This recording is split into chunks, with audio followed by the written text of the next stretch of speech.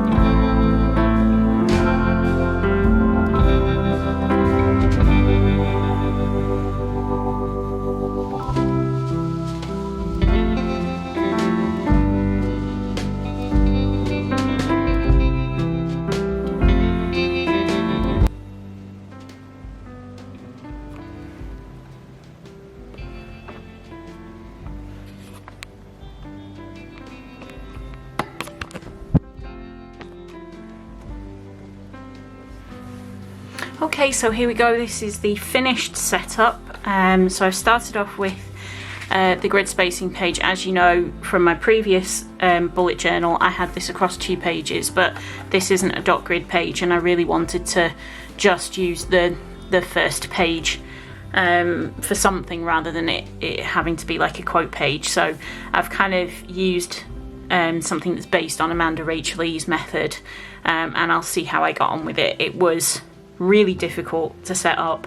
I kept losing track of where the marks needed to be. There's quite a bit of white out here where I've had to fix it. Then we're into the future log. So my plan here is that I will add leaves or embellishment to the trees at the top, depending on the season and the sort of what's going on in the world. And then we've got my Tombow colour swatches. So I realised that using just the previous method that I had, where it was just a 3 block colour for each pen number, that I wouldn't be able to get all of them on one page anyway once I've got them all. As you can see, I've still got quite a few missing. So I thought, well, I will go to this. I think this was it might have been Kim Perfect Plans or something like that, I think her channel name is. And she has a similar sort of colour swatch, and I quite like the idea that you've got a kind of bigger area for the colour. I think it's a bit easier to tell what the colour will actually turn out like. Then we've got my want and need wish list, my watch list, which will be the movies that I want to watch, TV shows that I want to watch. So rather than it just being movies, I wanted to roll it all into one list that I can refer to, because I'm doing this a bit differently. And then over the page, you've got so I'm doing something different for the kind of meals / shopping list thing that I've done in previous bullet journals. So I'm trying something new here, and we'll see how it goes. And then finally, I've got an almost 18-month period tracker, and there's a reason for me keeping track of this. I've been doing it monthly for quite a long time, but I thought, rather, as I'm potentially going to lose that month to month track, that I would combine it into one chart. So there's a health reason for me doing that. It's quite important to me at the moment, so yeah, I quite like the fact that I've covered it up for the camera with this note card. I actually quite like it, so I might, as it fits almost perfectly, I might just tape it in and keep it. It's really funny that it turned out that way. But there you go. So that is everything that I have for you for this setup. There might be other things that I add in as I go. As I say, I'm changing things around a little bit. So I've kind of put in the things that I know that I want right now, and as I say, I'll see how some things go. I might end up changing some things around, adding some other spreads, some other collections in further down the line. But that is it for this one. So thank you very much for watching. I hope you found it interesting, and I hope that the new camera angle works out. I guess I'll find out when I come to edit. If you have liked the new camera angle versus this overhead shot, then drop me a comment and let me know, because I will need to know whether or not to keep it going forwards. So yeah, come back for the next video. The next video, I'm going to be doing my September plan with me and setting up September in this bullet journal. I think I've got quite an exciting theme. It's not something that I think anybody has ever done before. So yeah, come back and join me for that. Thanks again for watching. I really appreciate it. I really appreciate you taking the time, and I'll catch you next time. Bye!